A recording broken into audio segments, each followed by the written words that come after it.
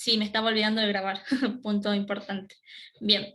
Entonces, bueno, luego de la presentación, quería comentarles, así en unas pequeñas líneas, que el propósito del curso tiene que ver con contribuir, ¿no?, al cumplimiento del derecho de los estudiantes con discapacidad a la educación inclusiva.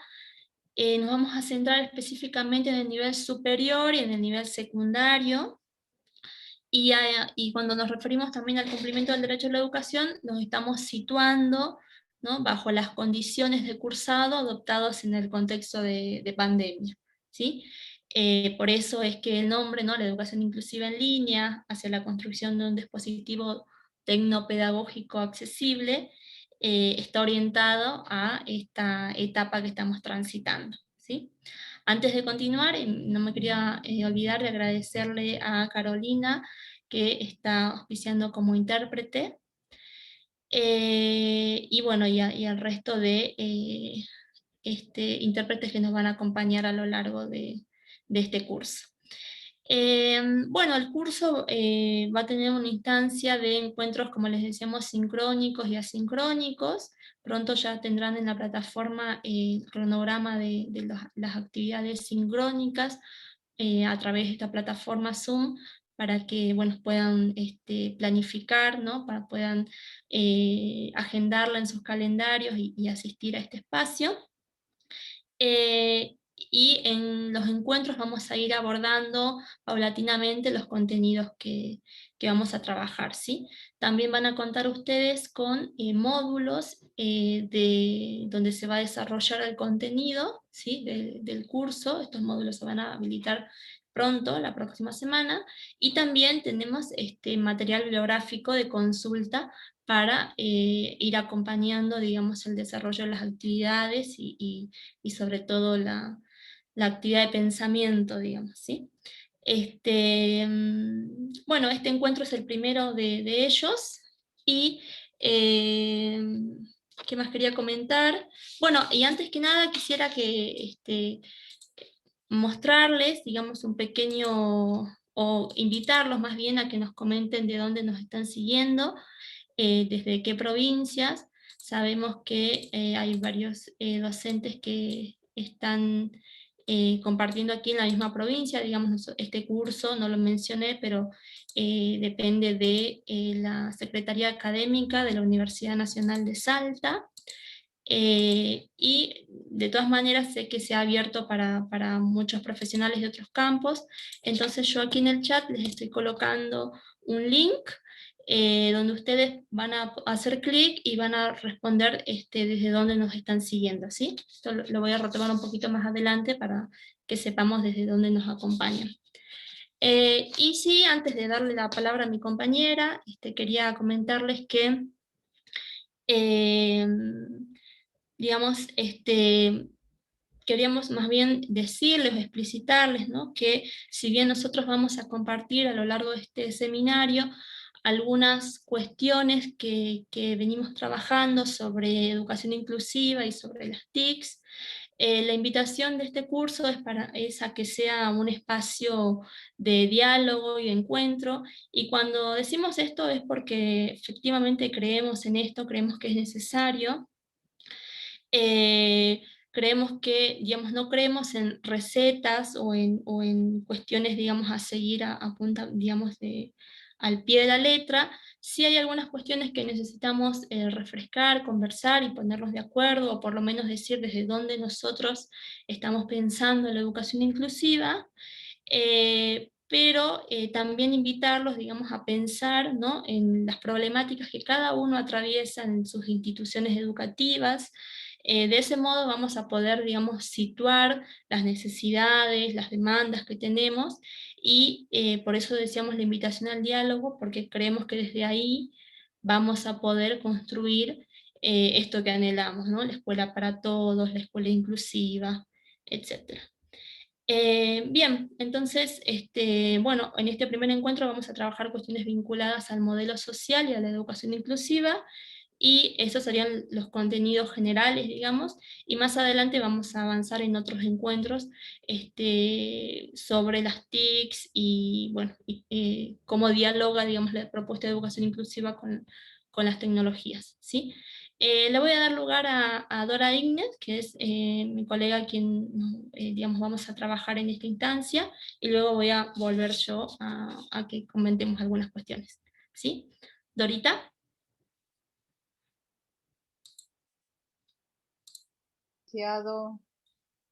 Ahora sí, muchas gracias, te decía. Vamos poniendo entonces el power, así comenzamos. Voy a empezar con el modelo social de la discapacidad, el modelo histórico de la discapacidad. Y bueno, quiero empezar esta charla con una pregunta a modo de reflexión y esta imagen. ¿Se imaginan ustedes un mundo donde todos podamos recibir una educación de calidad? Es para pensar, es para reflexionar.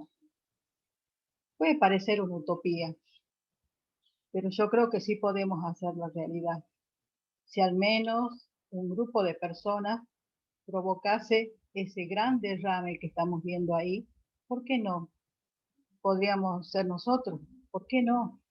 Que hoy decidimos estar en este lugar. Imaginemos el agua cuando se despeña, va ocupando todos los espacios a su paso y poco a poco se instala, ¿no? Se posiciona con esa forma de hacer lo suyo. Y como docente me pregunto, ¿algo de esto podríamos hacer nosotros? ¿Qué les parece? Por eso hoy les regalo esta imagen de una cascada donde el agua se precipita por un peñasco y los dejo reflexionar.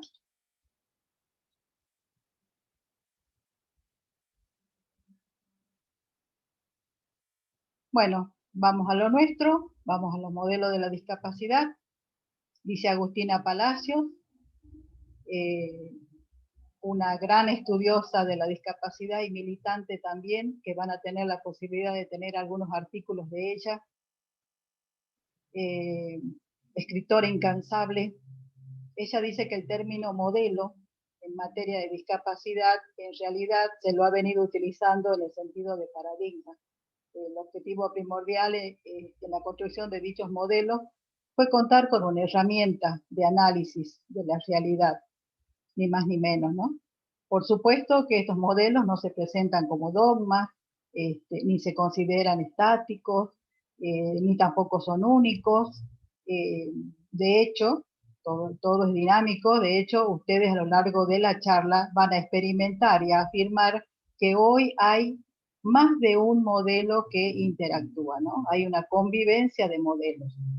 También se han utilizado como herramientas de análisis, como medio para demostrar el modo en que la concepción de ser discapacitados condiciona no solo la mirada, sino sobre todo el tratamiento, la política pública y el derecho. Todo eso hace. Ahora bien, me gustaría que, vamos a la otra diapo, me gustaría que imaginariamente nos traslademos a una línea del tiempo. Creo que va a resultar más fácil comprender por qué, si aún no ocurrió, la mirada que tenemos sobre las personas con discapacidad cambia. En la antigüedad, el modelo imperante era el de la prescindencia, ubicado en el periodo medieval entre el siglo XV y el siglo XIII, basado en fundamentos metafísicos, religiosos, individualistas, según los cuales la discapacidad tiene un tinte, un origen religioso y deviene de un castigo divino. Eso es lo que los pensamientos que tenían, ¿no es cierto? Por algún pecado cometido por la persona o por sus familiares, sus padres, o era un producto de una maldición. Bajo esta idea se desprecia y se prescinde de la persona con discapacidad.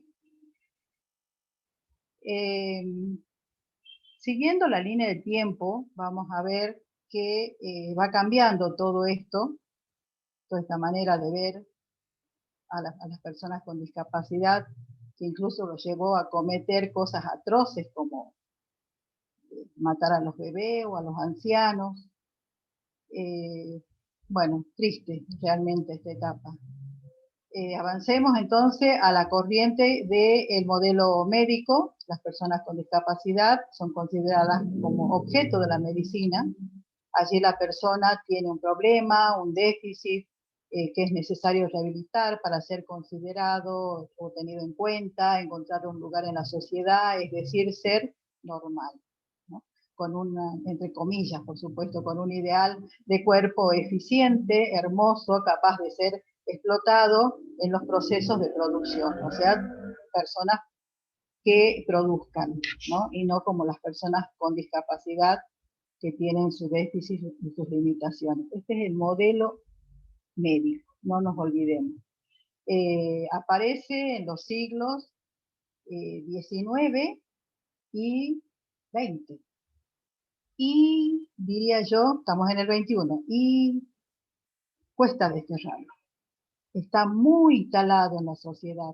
Al día de hoy se siguen hablando de diagnósticos determinantes para definir el tipo de educación, los beneficios que van a tener, el tema trabajo, la capacidad jurídica, la capacidad política, etcétera, ¿no? De estas personas que, digamos, tienen un déficit, un problema.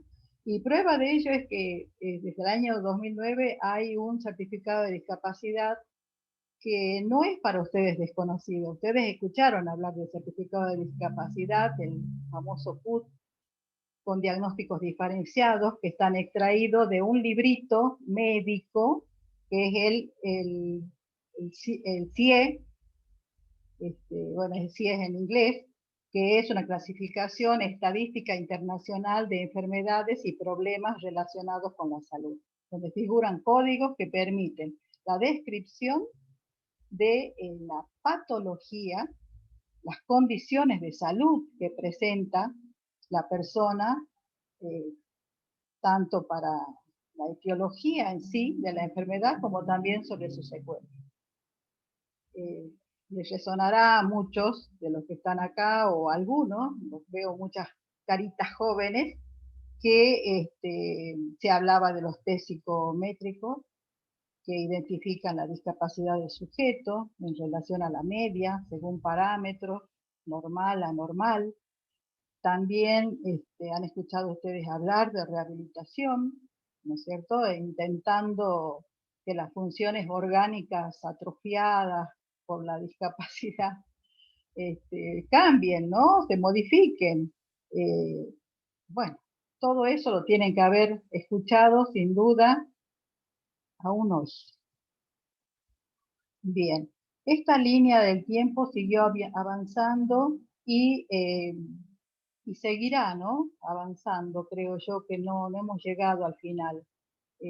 Vamos a seguir avanzando gracias a las grandes luchas de las personas con discapacidad y los activistas, y ahí levanto la mano, me considero una activista que ha abrazado la discapacidad como una bandera propia.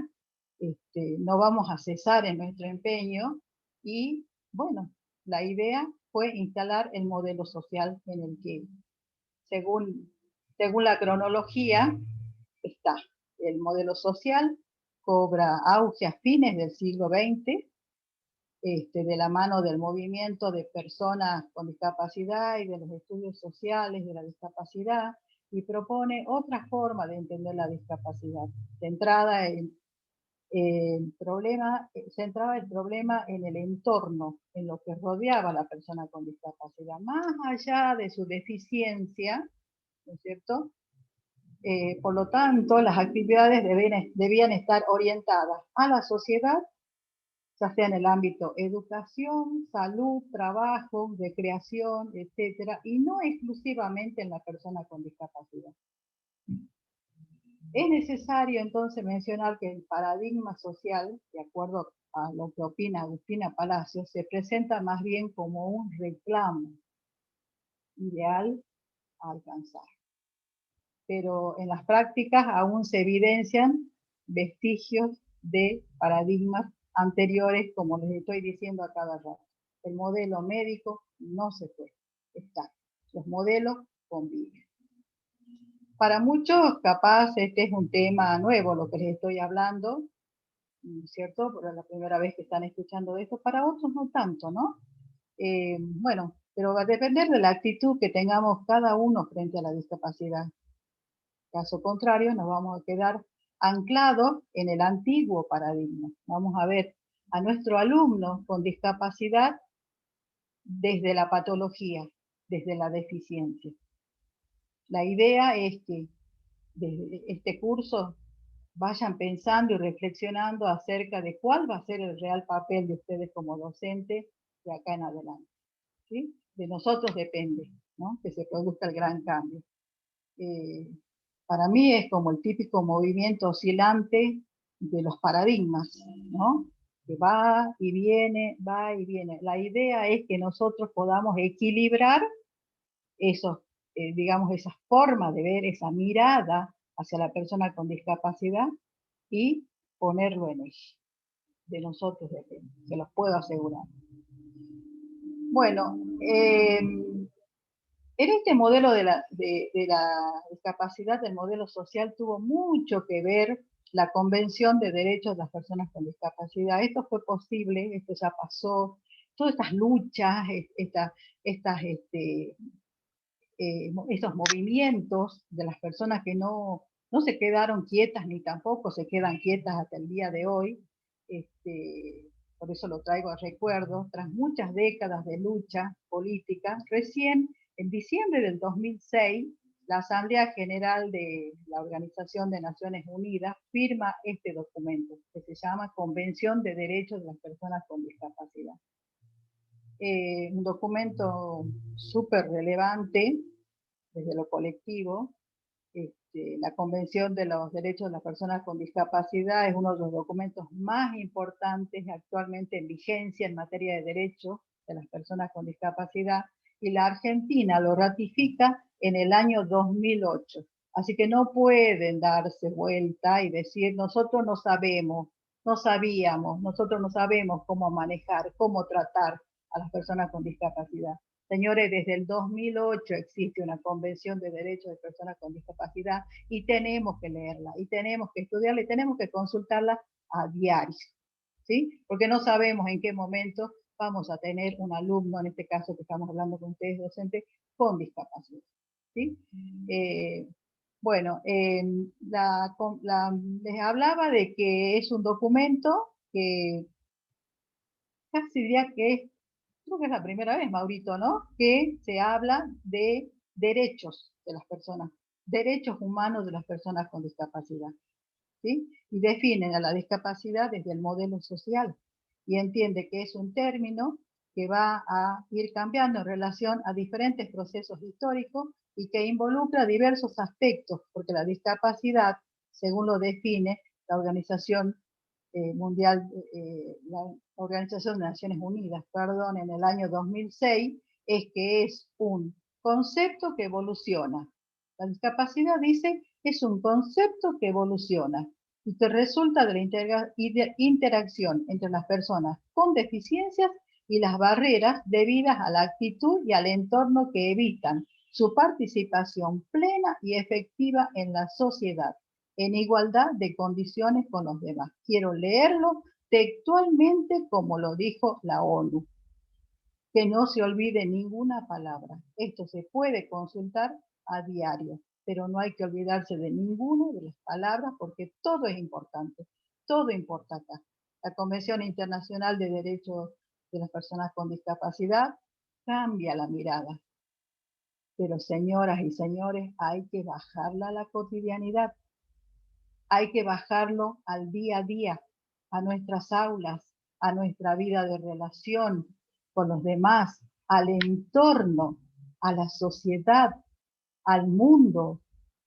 Bueno, parafraseando a Eduardo Scioli, que es también un activista terrible, Eduardo, doctor, autor de un vasto material relacionado con la discapacidad, nos ayuda a explicar este tema de la del modelo social, ¿no? Porque él es un discapacitado, ¿no? Y se vale de su propia experiencia personal para explicarnos. Dice que él es una persona que se mueve en silla de ruedas, porque tiene una limitación física, lo cual dice ayuda bastante, ¿no es cierto?, mantener la silla de ruedas, porque me da autonomía, dice él, pero además necesito que las veredas por donde ande mi silla de ruedas estén en buen estado, que las rampas tengan pendiente, suave, también ascensores y otros medios para caminar, digamos, para andar esa silla de ruedas en desniveles, ¿no? Caso contrario, no podría trasladarse con seguridad para llegar a destino y de llegar bien, sin lesionarse, ¿no? Después le vamos a pasar una página, un audio de él, donde explica claramente la increíble historia que le tocó vivir, cómo es que él llega a una silla de ruedas y cómo se tuvo que ir adaptando, ¿no? Bueno, él dice que esta limitación física sería lo observable desde el modelo social, lo observable que vemos una persona en silla de ruedas, diagnosticado parálisis, una persona con discapacidad motora, pero ¿qué hay también? Hay un entorno físico construido con convenciones sociales y es ahí donde se materializa la discapacidad, en la ausencia o el mal diseño arquitectónico, dice él, o la falta de transporte público accesible, o también expresada socialmente en un impedimento para llevar adelante la vida lo más normalmente posible, lo más plenamente posible. Es decir, que pueda estudiar, aprender, trabajar, relacionarse con los demás, sociabilizarse. ¿Qué dice Jolie? La discapacidad, tal como me he referido a ella, es una construcción social. Eso quiero que se lo graben. Ahí tienen la diapo. Es una construcción social. No le busquemos otra explicación. Es algo que a primera vista parece estar en el cuerpo, pero en realidad está en el lugar que le permita a la sociedad ocupar. Es así de simple. Bueno, también sería él dice que también es no solamente para las discapacidades de silla de ruedas, es para todos, ¿no es cierto? A todos los tenemos que ver. Él cuenta su historia, pero todas las discapacidades o limitaciones acotadas, como las llama él, requieren de una adecuación en su entorno para compensar o neutralizar los efectos de dicha limitación, cualquiera sea la limitación. Bueno, y en esta cuestión de relacionarlo con el marco del modelo social de la discapacidad, yo me preguntaba, y quería preguntarles también a ustedes, ¿cómo les llega esto, no? A ustedes docentes. ¿Los implica directamente poniéndolos en el lugar del contexto? ¿Obstaculizan a través de su actuación o del entorno o del contexto en el que se desenvuelve?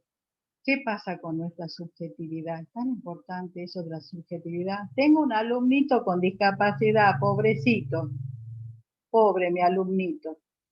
El tema de la subjetividad, nuestra actitud frente al estudiante con discapacidad, es una barrera. No sé qué opinan ustedes, o no es una barrera. Para mí sí. Nuestra posición es adaptarnos y diseñar apoyos, ajustes con el estudiante. Debemos acercarnos a él o decir, no estoy preparado o preparada. Se tendrá que ocupar otra parte del establecimiento, otro sujeto educador. A mí no me toca. No estamos en eso. Nosotros tenemos alumnos con discapacidad que en un anfiteatro de 400 estudiantes, el docente no pudo individualizar, nosotros me refiero a la universidad, no pudo individualizar un estudiante con discapacidad. ¿Es posible eso? ¿Por qué? Porque dice, yo soy titular de cátedra, soy un JTP, No voy a ir a buscar uno por uno a los chicos con discapacidad. Son ellos quienes tienen que venir a mí. ¿Qué les parece eso? Y ni qué decir con este tema de la pandemia, donde la conectividad estaba mal para todos, pero mucho más para las personas con discapacidad.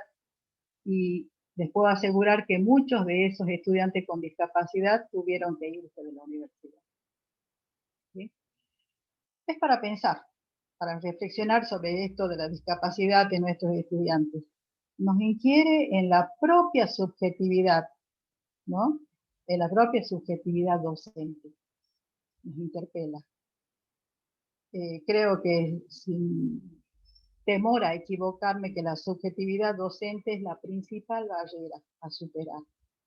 Y yo los aliento a que tratemos de tirar esas barreras, ¿sí? De nosotros depende. Bien, Nati, vamos entonces al paradigma de los derechos humanos. Agustina Palacios, en su artículo Un nuevo modelo de derechos humanos de la discapacidad, algunas reflexiones, publicado el año pasado, hace poquito. Dice que en los últimos años se viene sosteniendo el surgimiento de un nuevo modelo de discapacidad, donde se la considera como una cuestión de derechos humanos, desde su perspectiva y desde su enfoque, de las dos maneras. Ella prefiere no llamarlo modelo al paradigma de los derechos humanos, prefiere hablar más bien de perspectiva de derechos humanos, perdón, perspectiva de discapacidad. Viene a complementar el modelo social, ya que reflexiona sobre la importancia de la participación de las personas con discapacidad al defender sus derechos, dice ella. Esto implica, ¿qué es lo que implica? Poner en valor el movimiento social. Le da muchísima importancia el movimiento social a los activistas, a los que sin descanso pelean por los derechos de las personas con discapacidad. También cita a Jean Antoine para ejemplificar la perspectiva de discapacidad y derechos humanos, y dice que sería igual que la perspectiva de género. Capaz ustedes escucharon hablar más de perspectiva de género que de perspectiva de discapacidad. Es lo mismo. ¿Por qué? Porque ciertos contenidos en materia de derechos de las personas con discapacidad deben necesariamente ser introducidos en la sociedad. En la educación desde una mirada transversal, interseccional y transdisciplinar, favoreciendo la consolidación de saberes polisémicos, diversos e integrales. Importante lo que dicen porque profundiza su análisis proponiendo la elaboración de contenidos teóricos sobre la discapacidad, ¿no es cierto?, y derechos humanos para que se incorporen en la formación, que es lo que estamos haciendo acá, en este momento, en la formación y en las prácticas, intervenciones profesionales. En la formación y en la práctica de ustedes, docentes profesionales. Ella dice que la participación de sus protagonistas, en este caso las personas con discapacidad, es muy importante. Hay que escuchar a las personas con discapacidad, incorporarlas a la investigación, pero no como sujeto-objeto, sino como investigadores. Y hay digamos, universidades que están trabajando en esto. Tenemos el caso de Entre Ríos, es la que yo conozco, donde los propios estudiantes con discapacidad son investigadores, ¿no? Digamos, de esta misma temática de discapacidad. Los chicos con discapacidad. Por eso es necesario que se creen muchos espacios de reflexión, de aceptar, que la sociedad hable de todo esto, que se comprometa, que deconstruya, ¿no es cierto?, todo lo que tiene como sociedad normativa, capacitista en la que vivimos. Ello a través de todo, a través de la mirada, ¿no es cierto?, desde la institución para que se formen estudiantes, futuros profesionales, responsables, con otra mirada, con perspectiva de discapacidad. Yo creo que sí se puede. Si nos ponemos a pensar, es posible eso. Bueno, la propuesta educativa que se plantea desde los nuevos aportes del modelo social nos van a llevar a la educación inclusiva, que le voy a ceder la palabra a Natalia para que continúe con la charla esta, ¿no? Gracias.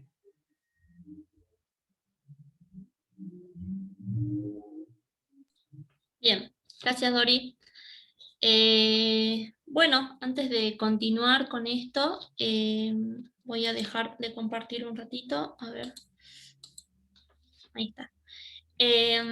Vamos a iniciar esta segunda parte, digamos, ¿no? Con un video que me gustaría compartirles. Y el video, bueno, va a auspiciar de disparador, digamos, para que luego podamos pensar algunas cuestiones que estamos mencionando. Espérenme. A ver si puedo compartir de nuevo. Quizás algunos conozcan esta campaña. Bueno, les voy a mostrar el video y luego conversamos sobre esto.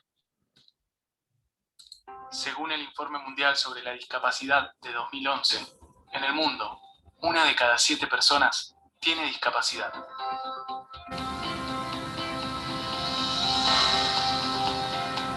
Entonces, ¿por qué no hay 1 de cada 7 en tu trabajo? ¿O por qué no hay 1 de cada 7 en tu banda de rock?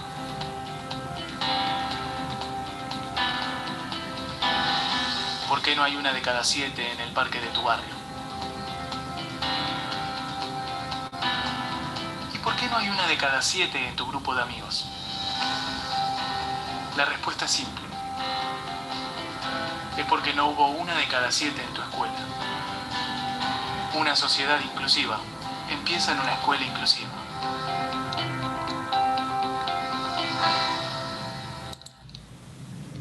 Bien. Como les decía, bueno, la idea de este video era para que podamos ir retomando algunos aportes para pensar. Voy a volver a compartir.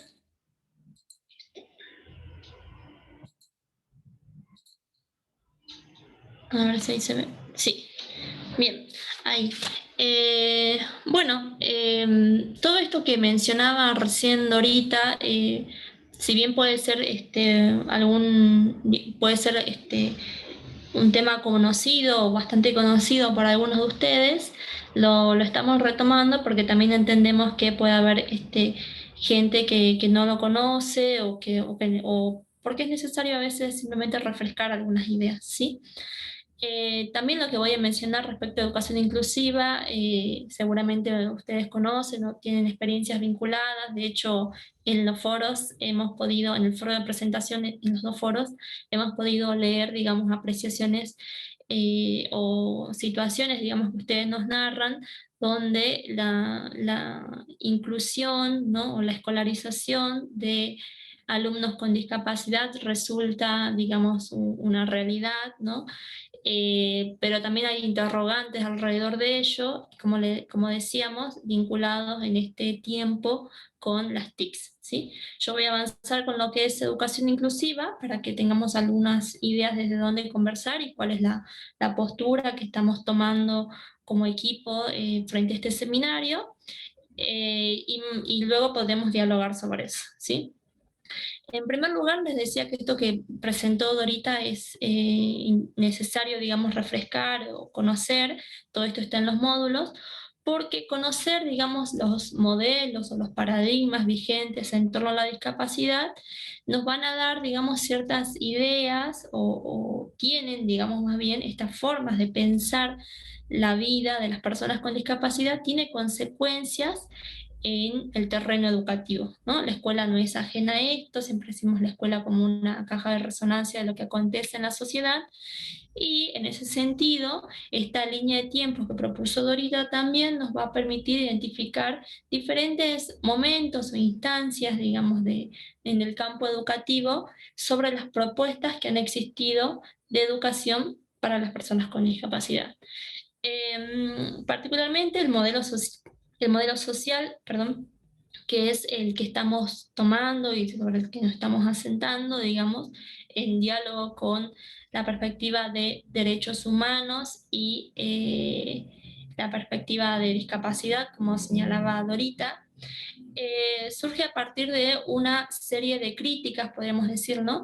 De familias y personas de movimientos, ¿no? De movimientos sociales que realizan hacia varias instancias de cómo estaba siendo tratada, digamos, ¿no? O qué oportunidades existían, o qué pasaba con las políticas públicas, si existían o no, para las personas con discapacidad. Entre esas críticas hay una fuerte crítica a la escuela, ¿no? Al ámbito educativo, y es aquí donde nos vamos a centrar. Y en líneas generales, digamos, estas críticas tenían que ver con cómo se estaba produciendo esa escolaridad de las personas con discapacidad. Entonces, la educación inclusiva constituye, digamos, una propuesta, digamos, en consonancia con el modelo social, constituye un pedido, ¿no? Que se realiza a las instancias de generación de políticas públicas o específicamente políticas educativas, ¿no? Pero ¿de qué estamos hablando cuando hablamos de educación inclusiva? Y de hecho sabemos que las palabras los términos pueden tener diferentes significados, digamos, depende desde dónde nos paremos. Y aquí vamos a trabajar dos cuestiones: la educación inclusiva como un derecho humano y la educación inclusiva entendida como una perspectiva pedagógica. ¿Hay algún micrófono prendido? Voy a continuar. Cuando hablamos de la educación inclusiva como un derecho y como un derecho humano, podemos hacer referencia... Discúlpenme.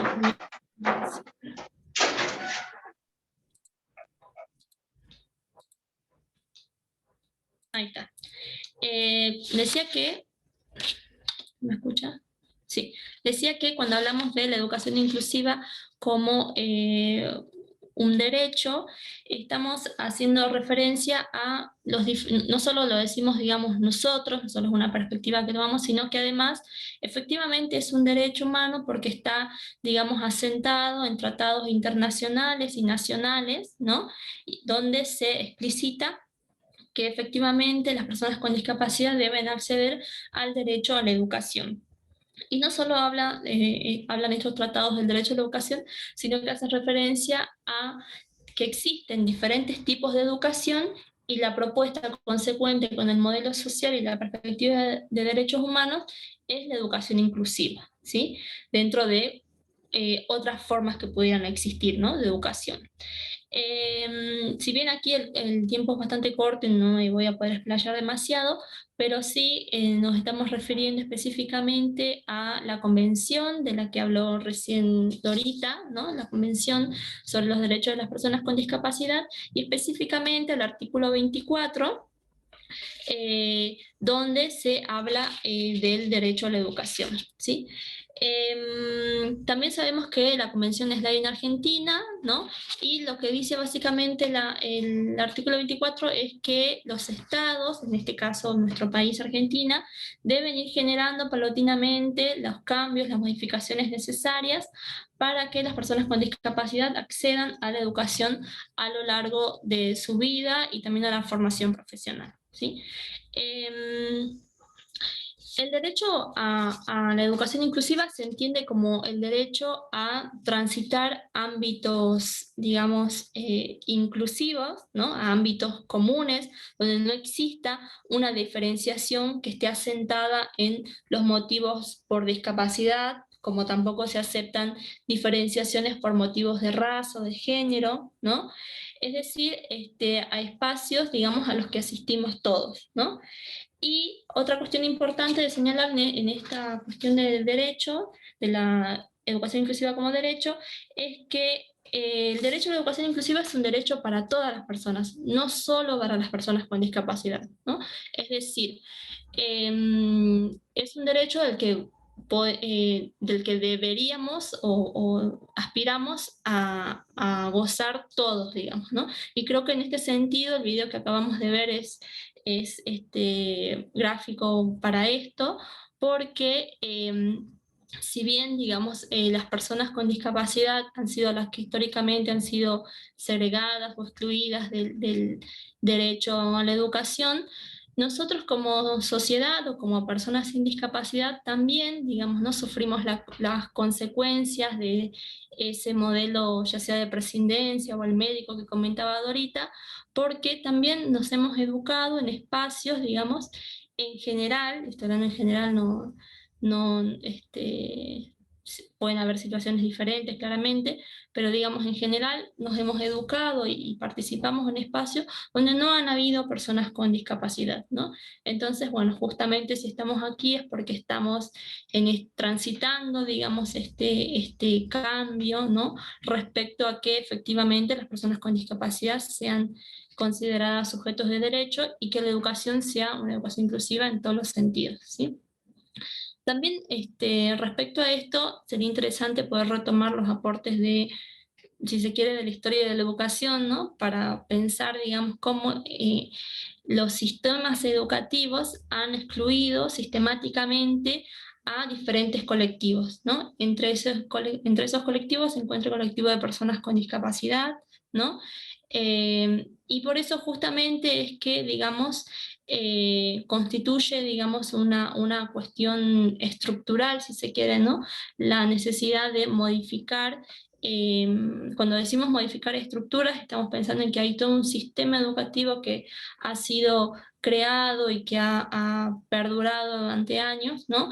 En donde las capacidades, ¿no? La idea de capacidad, digamos, ha sido fuertemente trabajada, ¿no? Desde diferentes perspectivas, y eso ha generado, digamos, diferentes situaciones de exclusión, diferentes supuestos, ¿no? Que conviven en las instituciones educativas y que son necesarios desandar para avanzar, digamos, hacia la construcción de la educación inclusiva. No estamos diciendo que sea eh, un trabajo, digamos, sencillo, pero sí poder mirarlo históricamente va a permitir poder identificar algunos núcleos, digamos, fuertes o problemáticos dentro del sistema educativo que pudieran, digamos, ser flexibilizados o que son necesarios por lo menos de entenderlos como construcciones, ¿no? Como constructos que se han dado en determinado momento y que no están dados de por sí, digamos, que pueden ser repensados y modificados, ¿sí? Otra cuestión que habíamos dicho aquí, a ver, intento pasar el Power. Bueno, esto hablaba del sistema educativo. Y la otra cuestión, ¿no? De cómo vamos a entender a la educación inclusiva como una perspectiva pedagógica, ¿sí? ¿Por qué hablamos de que es una perspectiva pedagógica? Porque la propuesta de la educación inclusiva tiene ciertos fundamentos, digamos, como decíamos, que están en consonancia con el modelo social y que aplicados al campo educativo permiten sostener que la escuela debe estar disponible para las personas, ¿sí? Donde las dificultades que existan digamos, en el aula no sean entendidas como imposibilidades de los alumnos, sino, es decir, que no se vincule esa dificultad con una dificultad para aprender o con un problema individual, digamos, ¿no? Como sujetos que son vistos como a quienes les falta algo o que no pueden estar o compartir procesos de escolarización porque tienen un déficit, ¿no? Y eso genera, digamos, situaciones de exclusión, sino que justamente el modelo social lo que pone en crítica es esa visión individualizada y estigmatizada, digamos, de la discapacidad, porque esa visión lleva a la vulneración de derechos, ¿sí? Y constituye realmente un problema. Por eso, tomando, digamos, los aportes del modelo social, resulta, digamos, importante que la escuela, así como la sociedad, es puesta, digamos, en el centro de escena y entendida como un factor determinante en cuanto a revisar las barreras que impiden la participación de las personas con discapacidad. También la escuela debe ser mirada y entendida en el mismo sentido. Y como les decía, la necesidad de revisar esos constructos y esos núcleos estructurales, digamos, del sistema educativo y de la escuela, que a lo largo del tiempo han ido generando situaciones de exclusión. Entonces, una escuela inclusiva, una educación inclusiva, supone una escuela, digamos, donde no existen, o por lo menos se problematizan, ¿no?, los mecanismos de selección y de derivación, donde no se produzca discriminación de ningún tipo, y donde las escuelas estén dispuestas y la comunidad educativa a realizar transformaciones, digamos, paulatinamente, que permitan avanzar hacia la educación inclusiva. Quisiera mencionar que esta perspectiva pedagógica de la que hablamos cuando hablamos de la educación inclusiva, ustedes van a poder consultar muchos autores, digamos, o teóricos que vienen a dialogar sobre los aportes de la educación inclusiva, así que no me voy a expandir mucho en eso, pero sí quisiera mencionar que la perspectiva pedagógica de la educación inclusiva no nace aislada, digamos, no nace simplemente vinculada a los aportes del modelo social, sino que además dialogan, y esto es importante de tenerlo en cuenta, dialogan con el campo de la pedagogía y de la didáctica, y podremos situar aproximadamente en la década de los 80, de los 90, cuando comienzan a surgir una serie de perspectivas, digamos, en el campo educativo, en algunos casos de las disciplinas específicas. Tenemos ejemplos del campo de la didáctica de las matemáticas, las didácticas de las lenguas, digamos, o pensar, por ejemplo, en la escuela francesa o en diferentes, digamos, perspectivas, o sí, perspectivas. La perspectiva constructivista, por ejemplo, también podría ser un ejemplo de ello. Algo más actual podría ser la pedagogía de la diversidad, o algo bastante actual, ¿no?, que se trabaja todo el tiempo, la perspectiva o la propuesta de las aulas heterogéneas, que seguramente varios de aquí lo conocen. Es decir, la perspectiva de la educación inclusiva dialoga con esas perspectivas, ¿no?, con esas perspectivas del campo de la educación. ¿Por qué decimos que dialogan con ella? Porque en general, digamos, todas estas perspectivas que acabo de mencionar, digamos, ¿no?, que no están específicamente pensando o poniendo el foco en la discapacidad, pero sí coinciden en algo que es importante tener en cuenta, que digamos, son perspectivas o teorías que ponen el acento en realizar una crítica a las situaciones de exclusión que se llevan a cabo en las instituciones educativas, ¿sí? Y también lo que dicen estas pedagogías, digamos, que podríamos decir, critican a esta pedagogía tradicional o a estas formas de entender la educación de una manera, si se quiere, más tradicional. Critican primero la idea del binomio entre enseñanza y aprendizaje, ¿no? Y hoy estas son cuestiones que hoy todos lo sabemos, y estoy hablando en la mayoría aquí con docentes, ¿no?, donde enseñanza y aprendizaje son procesos independientes, vinculados, pero no causales, ¿no? Es decir, si bien hay una intención de enseñar, no necesariamente, sabemos que no necesariamente el alumno va a aprender, ¿no? Hay procesos que revisar en cada uno de ellos, ¿no? Y esa es una cuestión que nos puede ser útil, que nos es útil para pensar la educación inclusiva. Otra cuestión donde también ponen acento estas perspectivas que estábamos mencionando, tiene que ver con, digamos, poner también el foco en cómo estaba siendo entendido el fracaso escolar, ¿sí? Y lo que dicen todas estas perspectivas, que coinciden, digamos, con la propuesta de la educación inclusiva, es que el fracaso escolar, digamos, no es el producto de las características de los sujetos, ¿sí? Es decir que, digamos, sería necesario para revisar lo que acontece cuando hay un fracaso en la escuela, ¿no? Sería poner el acento en la forma en cómo estamos entendiendo la enseñanza y en las prácticas de la enseñanza, ¿no? Entonces, la enseñanza y efectivizar el derecho a la educación no debe ser una cuestión que dependa de las capacidades de los alumnos de adaptarse a esas propuestas que se realizan, digamos, en las escuelas, sino que son las instituciones educativas las responsables de que todos los niños, las niñas y los jóvenes aprendan en entornos inclusivos, comunes, en los entornos a los que asisten, ¿sí? Menciono esto porque, como les digo, esto va a ser central para nosotros, y justamente cuando les hablaba del diálogo y la necesidad de revisar algunas cuestiones, tiene que ver con que nosotros consideramos que los aportes que puedan hacerlos ustedes como docentes o como con la experiencia que cuenten de un determinado campo es fundamental, digamos, para poder ir generando algunos aportes en el terreno de las TICs, ¿no? de la enseñanza con las TICs, pero particularmente en función de las diferentes disciplinas, ¿sí? ¿Qué otra cuestión? Bueno, entonces, siguiendo con esto, el derecho a aprender viene, digamos, aquí voy a tomar otra de las ideas respecto al campo de las didácticas, pero no me quiero detener demasiado, digamos, porque quiero cumplir con el horario.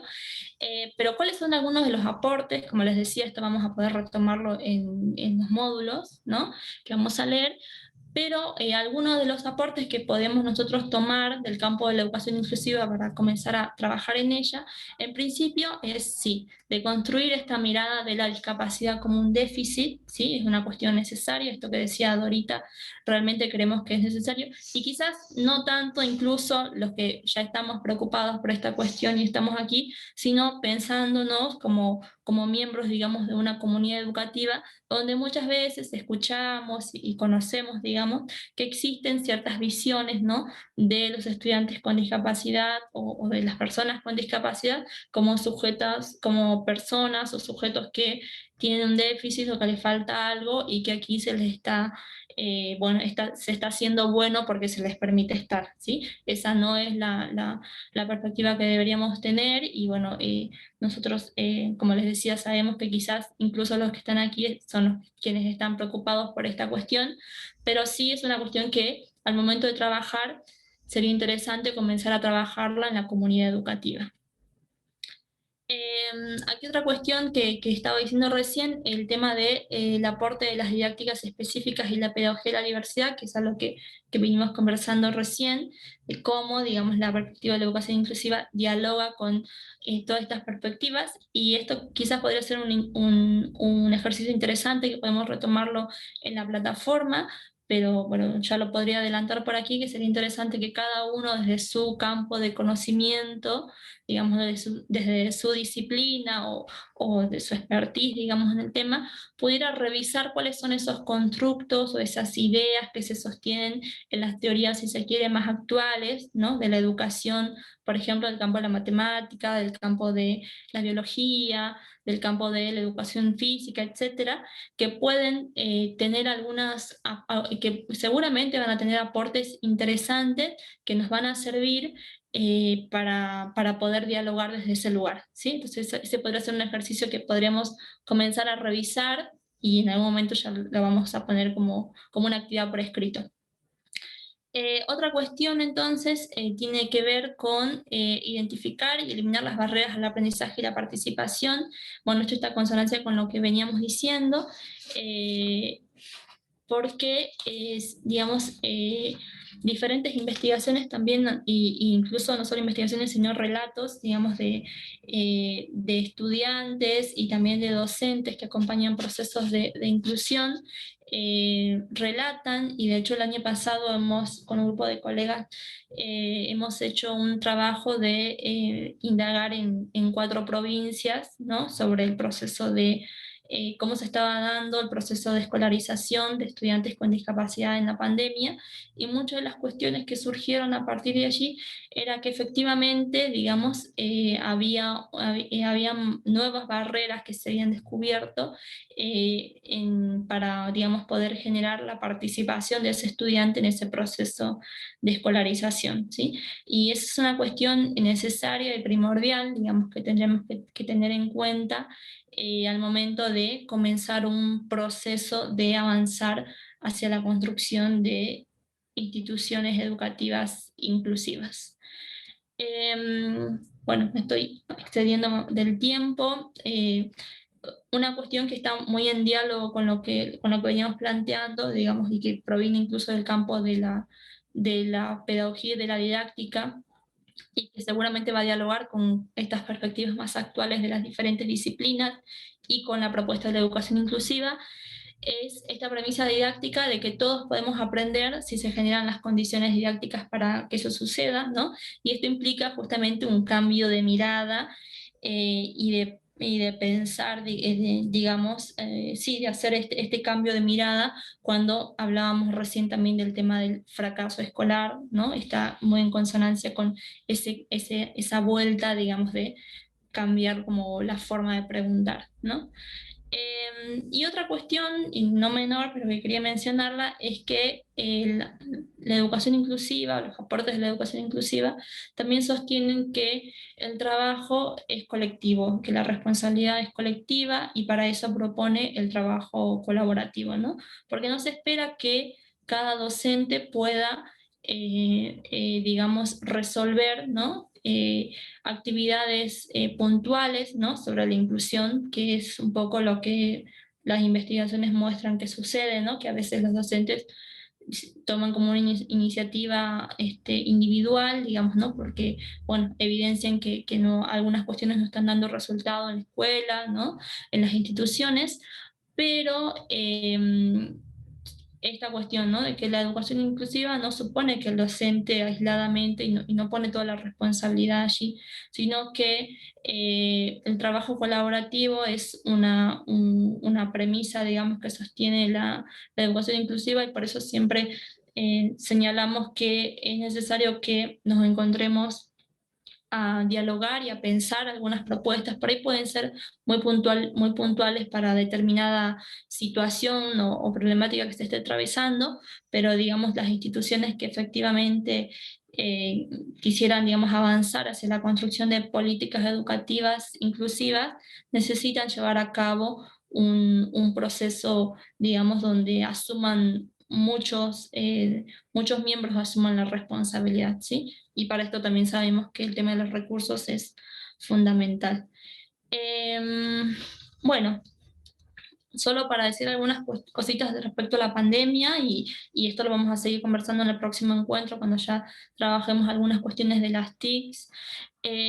Sí, yo tomé aquí algunos fragmentos que fuimos encontrando en un material que ustedes también van a tener para leer, y algunas de las cuestiones que resaltamos, digamos, como interesantes, por lo menos para pensar un momento, es el tema de que la pandemia y esta situación, digamos, de aislamiento social que nos tocó vivir, en el caso de las personas con discapacidad, algunos autores señalan que las personas con discapacidad ya experimentaban un aislamiento social, ¿no?, frecuente y cotidiano. Esto vinculado a las barreras para el acceso a la información, para el acceso a la información, a la comunicación, a los espacios comunes, y también esto vinculado a situaciones de discriminación y a la puesta en práctica de acciones vinculadas al capacitismo, ¿no?, como una categoría teórica, si se quiere, un poco más reciente, pero que nos permite analizar situaciones de segregación y de exclusión. Y esta cuestión nos parecía, nos llamaba la atención, ¿no? Porque nosotros en general, o quizás, bueno, las personas que no tenemos alguna discapacidad, ubicamos al año 2020 como el año del aislamiento social, ¿no? Pero esto es necesario señalar que el grupo, el colectivo de personas con discapacidad manifiesta que el aislamiento en muchos casos era un problema frecuente y cotidiano, ¿no? Y esto nos llama a la reflexión sobre, bueno, qué estamos haciendo como sociedad. Otra de las cuestiones que trabajan los autores que vamos a leer y que señalan de modo paulatino, y bueno, un referente de esto también es Carlos Escliar, que se dan en muchas ocasiones instancias de inclusión excluyente y puntualmente en la enseñanza mediadas por las TICs, también se ha podido observar este tema de situaciones donde se dio esta, ¿no? Una inclusión, pero excluyente, ¿no? Esto lo dejo ahí para que cada uno piense, digamos, en qué situaciones se puede haber sucedido esto. Eh, bueno, otras cuestiones de las que trabajan, ya me voy a dar la palabra, hay alguien que levantó la mano, ya te doy la palabra, César. El tema de la accesibilidad web, ¿no? Como una herramienta sumamente, digamos, que ahora adquiere una importancia primordial, ¿no? Y la accesibilidad web posibilita el acceso directo a la información sin mediación de terceros, favorece una mayor participación social, cívica y cultural, ¿no? Justamente esto es lo que queremos problematizar en este curso, ¿no? Porque la accesibilidad web también apunta, digamos, a la autonomía, ¿no? Digamos, si tuviéramos sociedades que sean más accesibles, esto, digamos, entendemos que sería beneficioso para todos y generaría también la construcción de, digamos, espacios de... ay, se me fue la palabra, pero posibilitaría, digamos, que los objetos justamente sean más independientes y ejerzan su ciudadanía como todos esperamos ejercerlo, ¿no? Y bueno, aquí solamente un comentario que hizo Redi últimamente sobre la situación de la pandemia. Redi es una organización de personas con discapacidad, una red, y lo que denunció Redi es que en la mayoría de las provincias hay muchos casos de personas con discapacidad que ni siquiera tienen acceso a una computadora para poder acceder a los servicios de apoyo educativo y terapéutico.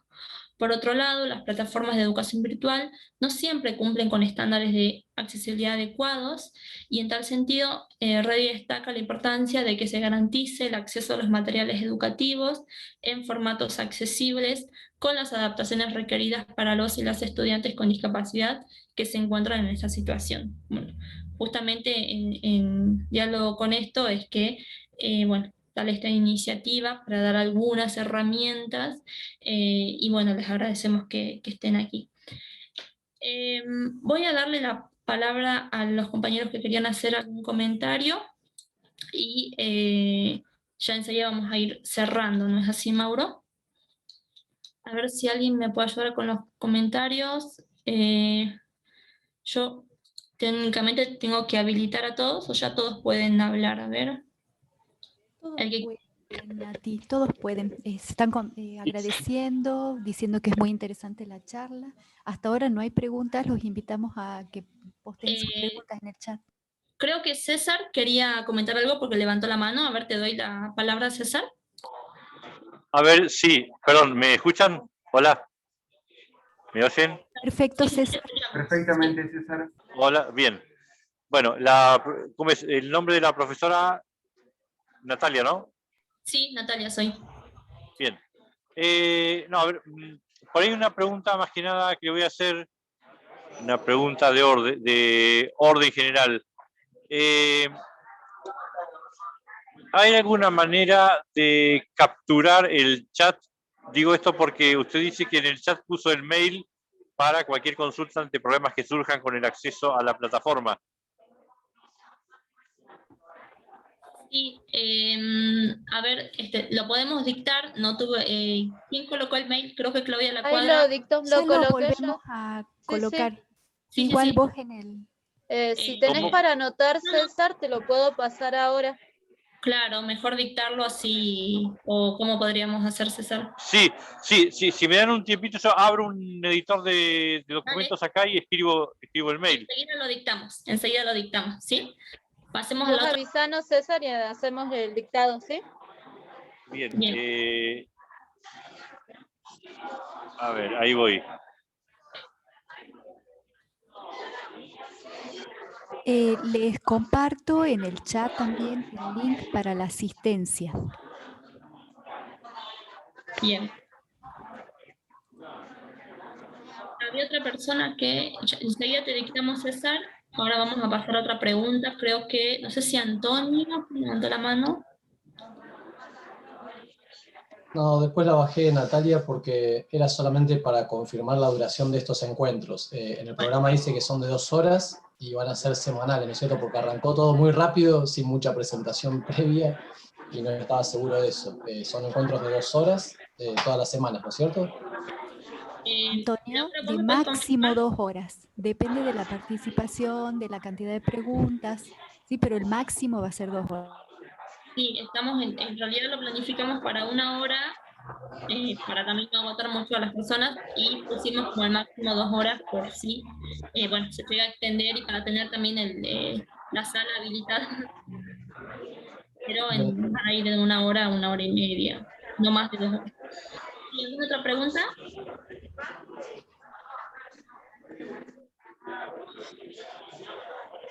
Bueno, le podemos dictar el link, perdón, el correo a César y ya vamos cerrando. Ya vamos a hacer la presentación final, ¿tenemos?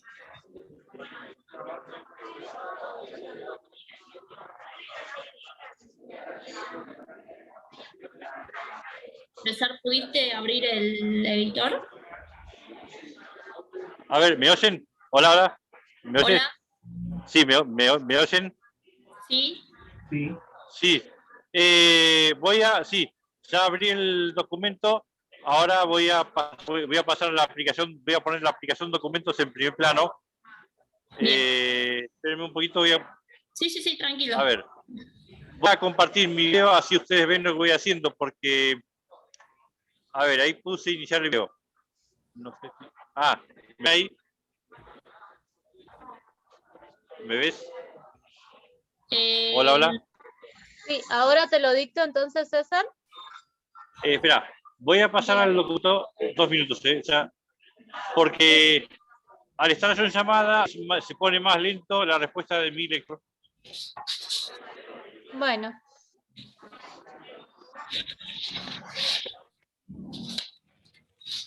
A ver, voy a cambiar a documentos.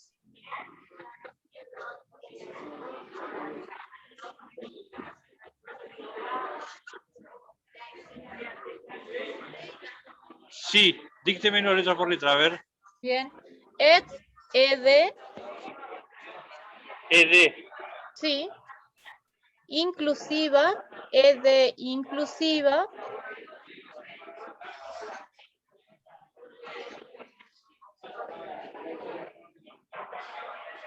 Ahí estoy escribiendo.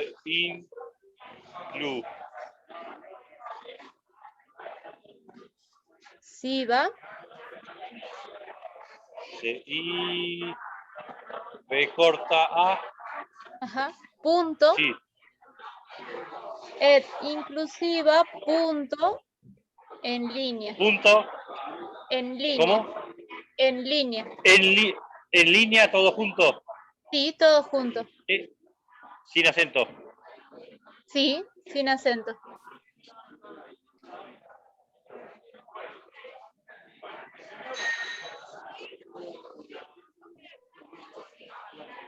En línea ya está, sí.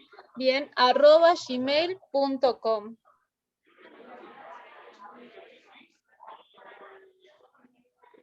Espera un poquito,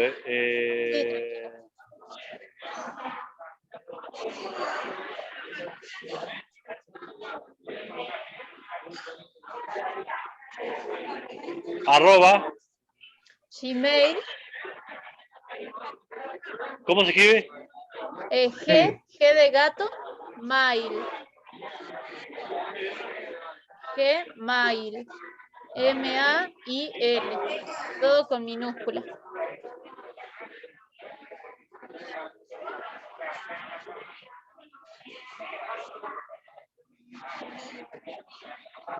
.com. Sí. Bien, Bien, sí. Bueno, para todos aquellos que bueno, tengan alguna consulta, también nos pueden escribir a ese correo Ya está. electrónico. Ya lo escribí. Todas las letras con minúscula, ¿no? Sí, todo Exacto. minúscula.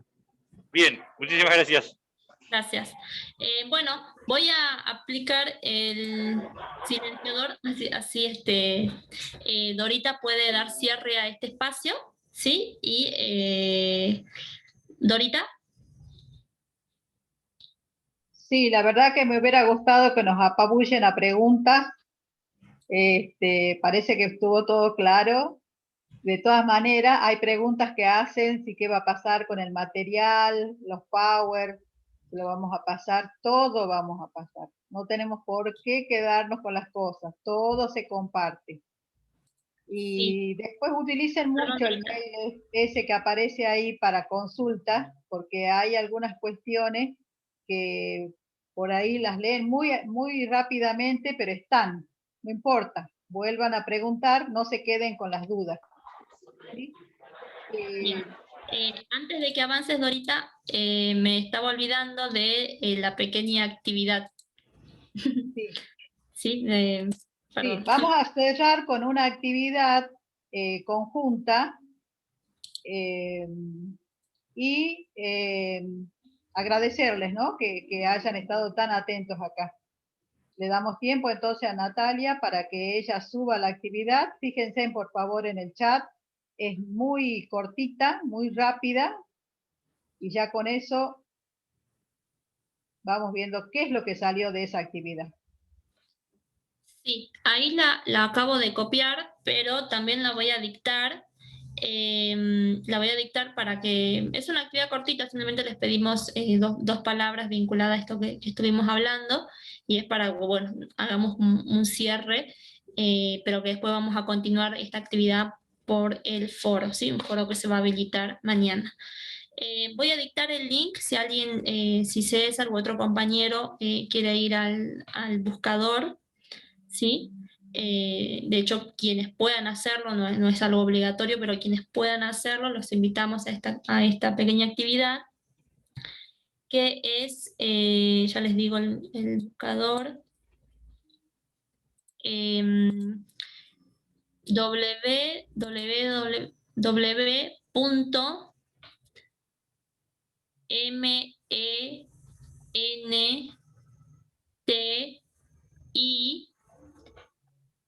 y latina, ¿no? menti.com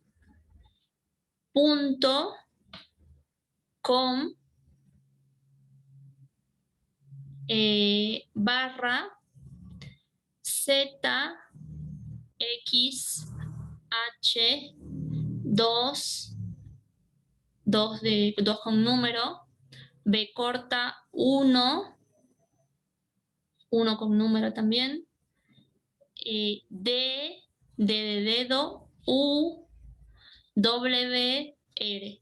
¿Sí? Ese es el link que les va a llevar a esta actividad, que quisimos hacer esta pequeña pregunta para que tengamos alguna breve interacción, y ya con eso vamos a cerrar. 5 minutos como máximo y ya, no sé, o 2 minutos, no sé, 3 minutos, es muy rápido, menos de 5 minutos. Es rápido, sí. Y vemos qué resulta de esto. Natalia, mientras tanto, ¿te puedo hacer una pregunta? ¿Sí? En ningún lado encuentro la fecha de finalización. El programa dice la carga horaria total, pero tomando en cuenta trabajo a distancia, así que necesito programar cuándo van a ser estos encuentros sincrónicos, hasta qué día es, que no lo encontré en ningún lugar en la plataforma. Si me permitís. Sí, por favor. Nati. Bien, la idea es, todas las semanas tenemos una actividad en el aula y un encuentro sincrónico. La semana que viene y la siguiente van a ser el jueves y las otras semanas van a ser el viernes. Son 5 semanas. César o Antonio me parece que preguntó. 5 semanas. Todo esto va a estar subido con una ruta de aprendizaje que va a estar subido al aula virtual más tardar mañana, lo mismo que las actividades del aula de la semana 2, de la segunda semana. ¿Sí? Todas las semanas abrimos entonces una actividad en el aula y además tenemos un encuentro sincrónico. Esto va a pasar por 5 semanas. Terminamos en abril. Y en cualquier cosa después podemos conversar por mail porque no sabíamos la fecha y yo tengo otro curso los jueves, por ejemplo, entonces esas semanas que va a ser los jueves, a algunos se nos va a complicar porque no sabíamos cuándo iba a ser en realidad. Claro, sí. Dependemos de los disertantes, esa es la verdad. Entonces, por eso es la idea de que esté todo grabado y lo podamos subir al aula para que si ustedes no pueden participar de ese encuentro, tengamos la opción de verlo en diferido en cualquier otro momento que ustedes dispongan. Lo que sí les vamos a pedir, 80% para aquellos que necesiten el certificado de asistencia, 80% de asistencia a los encuentros sincrónicos. Es decir que si ustedes quieren tener solamente certificado de asistencia, van a tener que poder estar el 80% de los jueves o viernes, ¿sí? Que vendrían a ser 3 clases, ¿sí? 3 de estos encuentros, 4. Y después de las actividades del aula, vamos a necesitar también un 80% de presentación, más el trabajo final, y ya con eso tienen la certificación por todo el curso, no solamente un certificado de asistencia, sino ya el certificado de aprobación. ¿Sí? Estimamos que son también 4 actividades, ¿no es cierto?, contando el trabajo final. Así que van a necesitar hacer 3 de las actividades del aula virtual para tener la certificación de todo el curso. No sé si quedó claro. Sí. Es una lástima no tener eso con anticipación para nosotros poder haberlo programado, pero está claro. Sí, disculpen, estábamos esperando la definición de los disertantes para fijar bien la fecha, ¿sí? Por eso estamos demorando en subirlo, pero más tardar mañana ya estará subido al aula. No tiene resolución de puntaje para junta, sí va a tener una resolución de rectorado de la Universidad Nacional de Salta. Muchas veces la Junta no reconoce las resoluciones de la Universidad Nacional de Salta. Hola, disculpen. Buenas tardes. Pero dentro del... Perdón, que justo también están mis nenas jugando. Dentro también del certificado de evaluación de finalización del cursado, ¿está dentro de todo el curso la cantidad de horas de todo lo que implica el cursado del curso? Sí, las 40 horas incluye los encuentros sincrónicos, más el tiempo que les demanda la lectura y la realización de las actividades. Gracias. Bueno, para finalizar y no demorar más, voy a mostrar brevemente la consigna. Sí, las respuestas. Las consignas que les pedíamos tenían que ver con que en 2 palabras mencionen cuáles consideran que son los desafíos más relevantes que tiene hoy la educación inclusiva en las instituciones educativas, pensando en las instituciones educativas donde ustedes trabajan. Y bueno, algunas de las cuestiones que la mayoría respondió tiene que ver con la accesibilidad, ¿no?, como uno de los desafíos mayores, con el compromiso, con la empatía, ¿no? Esas son como las 3 cuestiones que más salieron. Sería interesante que alguno de los que comentó la accesibilidad pueda tomar la palabra y decirnos en qué sentido está pensando la accesibilidad, por ejemplo, o si quiere comentarnos alguna situación. Sería interesante para que nosotros podamos pensar también en el próximo encuentro, intentando, digamos, esbozar alguna situación y orientarnos hacia allí, ¿sí? Como les digo, esto nos sirve a nosotros, pero seguramente lo vamos a seguir trabajando. La verdad que hay varias... Sí. Hola. Hola, Buenas. buenas tardes. Yo puse empatía y accesibilidad también por el hecho de que yo tengo un sobrino que es sordo y ahora tiene muchos problemas porque no puede leer los labios con el tema de los barbijos. Entonces me parece que la empatía va con eso también, ¿no? De que en la institución donde él va nadie busca una solución para su problema. No es solamente ahora que tiene la bimodalidad, no es solamente por el tema de lo virtual, sino también de la presencialidad, cómo podemos ayudar a las personas que tienen problemas de audición.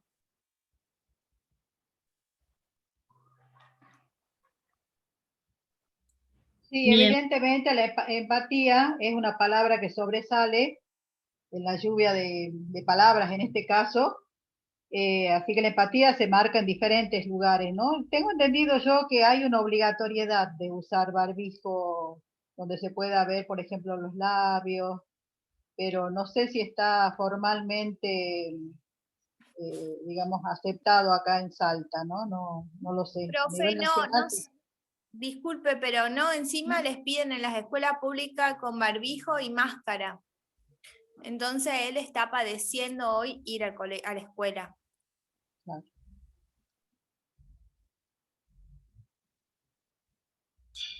Bien, sí, la verdad que es un gran problema y un poco pensando en esta situación, siempre parece que las necesidades o los problemas del colectivo de personas con discapacidad son puestos en segundo o en tercer lugar, ¿no? Antes que, digamos, si bien hay una necesidad de cuidado, ¿no?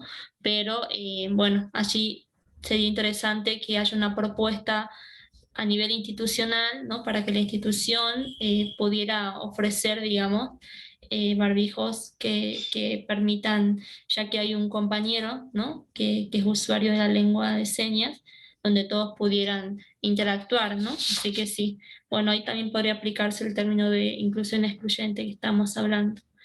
Gracias por tu comentario. Bueno, si alguien quiere comentar algo más de los desafíos, y con eso vamos cerrando ya. Me gustaría leerles para todo algo que Flavia comentó, por desgracia salió por un chat privado mío, pero dice que ella está aprendiendo lo de educación inclusiva, que es la primera vez que participó de una capacitación en la temática, y nos felicita porque las exposiciones, bueno, felicitan a las disertantes porque la exposición ha sido muy clara y el tema apasionante. Gracias, Flavia.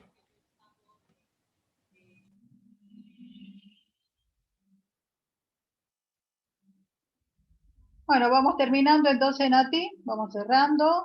Les agradecemos el haber estado acá, su tiempo, es tan valioso su tiempo y nos lo han ofrecido, así que estamos agradecidos acá al equipo, el equipo que está en este proyecto, en esta facilitación, y nos veremos la próxima semana, si Dios quiere, así a través de la plataforma, por supuesto, todos los días que quieran.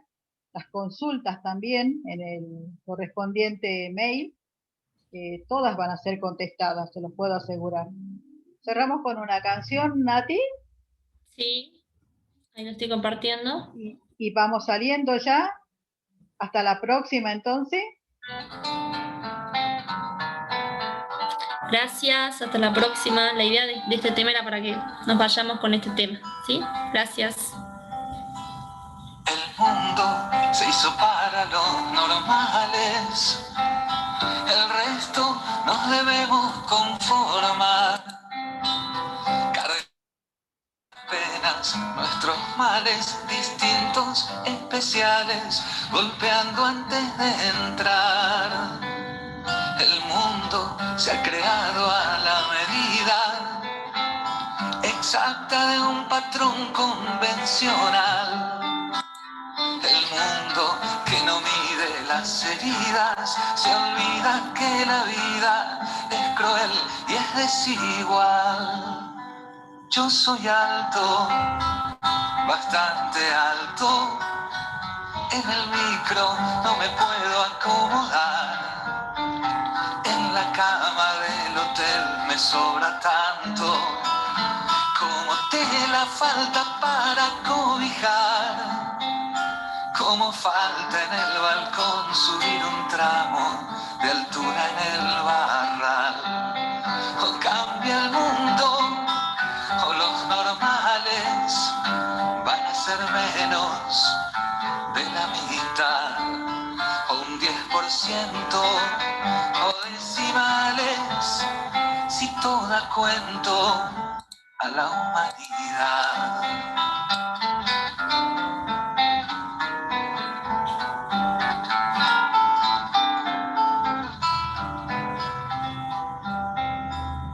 El mundo se hizo para los perfectos, el resto nos tenemos que aguantar. Los kilos, las arrugas, los defectos, los límites impuestos por la publicidad.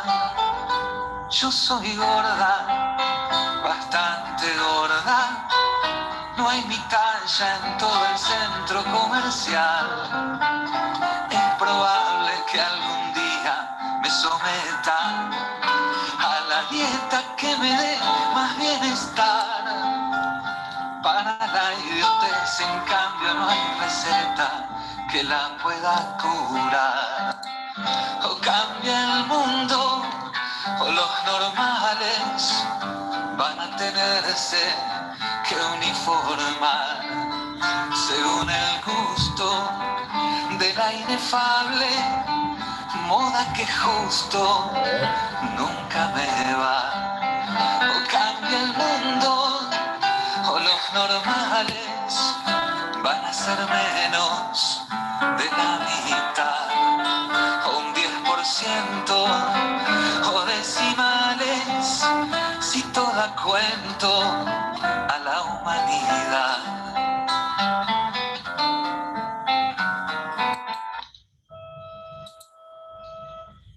Bueno, gracias, hasta luego, nos vemos, chau chau, hasta el próximo, gracias.